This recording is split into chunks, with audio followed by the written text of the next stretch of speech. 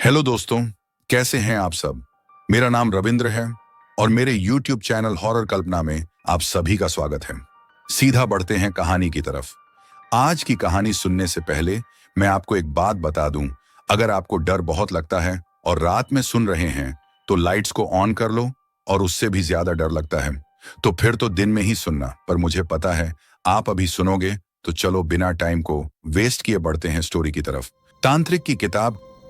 क्या होगा अगर एक पुरानी किताब आपकी जिंदगी को हमेशा के लिए बदल दे। एक ऐसी किताब जो आपको शक्ति देती है, लेकिन उसके बदले आपकी आत्मा मांगती है। यह कहानी है तांत्रिक की किताब की। दिल थाम कर सुनिए, क्योंकि यह कहानी आपके रोंगटे खड़े कर देगी।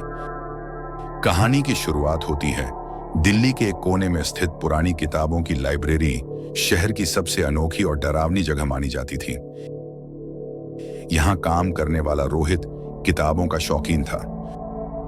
उसे नई पुरानी हर तरह की किताबें पढ़ने का शौक था। एक दिन लाइब्रेरी के मालिक ने रोहित से कहा, तहखाने में कुछ पुरानी किताबें पड़ी हैं, उनकी सफाई करके देखो, अगर कुछ उपयोगी हो तो ऊपर ले आना।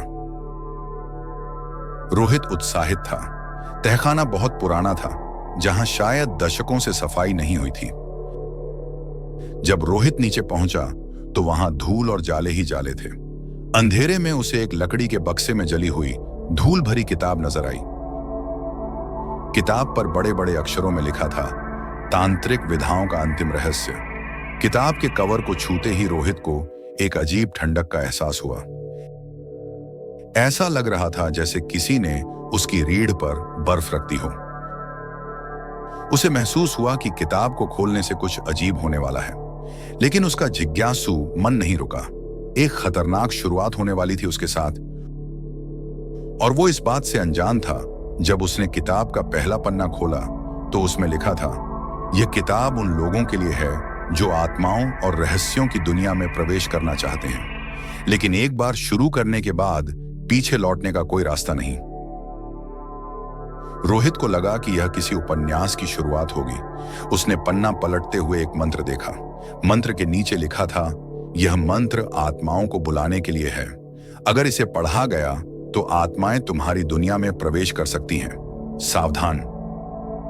रोहित ने सोचा कि यह सब मजाक या कल्पना है। उसने मंत्र जोर से पढ़ दिया, ओम क्रियों कालिकाय नमः। पहले कुछ नहीं हुआ, लेकिन कुछ ही सेकंड बाद कमरे में हवा तेज हो गई। मोमबत्ती की रोशनी कांपने लगी। रोहित ने महसूस किया कि कोई उसे देख रहा है।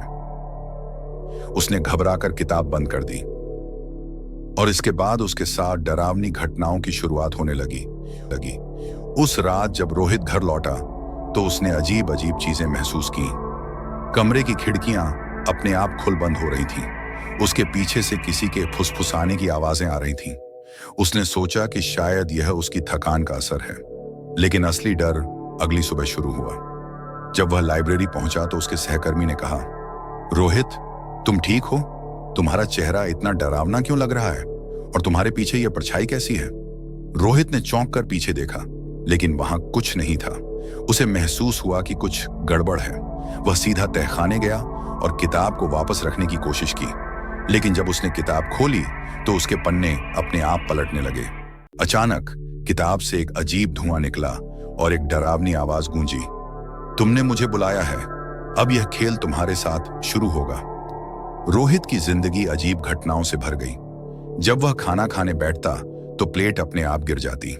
रात में सोते समय उसे महसूस होता कि कोई उसके कमरे में चल रहा है। एक रात जब वह सोने की कोशिश कर रहा था तो उसे किताब के पन्ने पलटने की आवाज सुनाई दी।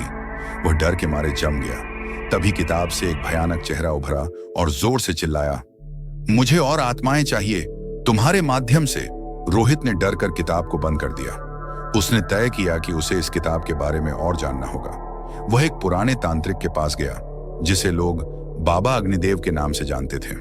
बाबा अग्निदेव ने किताब को देखते ही कहा, यह किताब बहुत खतरनाक है।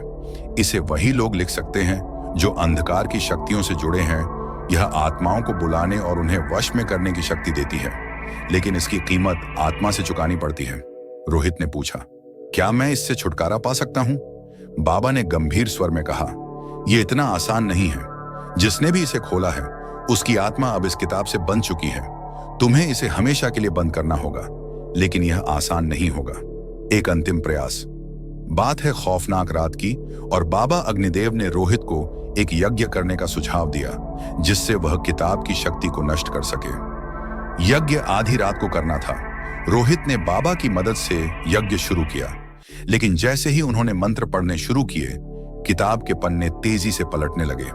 तभी किताब से काले धुएं का एक बड़ा भूतिया रूप निकला। वह हंसते हुए बोला, तुम मुझे नहीं रोक सकते, यह आत्मा अब मेरी है। कमरा भयंकर ठंडा हो गया। रोहित और बाबा ने मंत्र जोर से पढ़ने जारी रखे। आत्मा चीखने लगी, लेकिन वह कमजोर नहीं हो रही थी। तभी बाबा ने कहा, रोहित, तुम्हें अपनी आत्मा की सबसे गहरी इच्छा को छोड़ना होगा। यह किताब तुम्हारी कमजोरी पर कब्जा जमाती है। रोहित ने कांपते हुए कहा, मैं अपनी जिंदगी चाहता हूं और मैं इसे छोड़ता हूं। यज्ञ खत्म हुआ और आत्मा गायब हो गई। किताब का रंग काला पड़ गया, लेकिन बाबा अग्निदेव ने कहा, यह खत्म नहीं हुआ। यह किताब हमेशा नई आत्माओं की तलाश करती है। इसे हमेशा बंद रखना होगा। रोहित ने किताब को एक लोहे के बॉक्स में बंद कर दिया और उसे एक गहरे कुएं में फेंक दिया। लेकिन कहानी यहीं खत्म नहीं होती।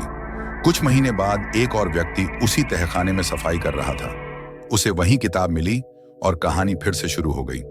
अगर आपको कभी ऐसी रहस्यमयी किताब मिले तो उसे खोलने की गलती मत करना। हर रहस्य जानना जरूरी नहीं होता।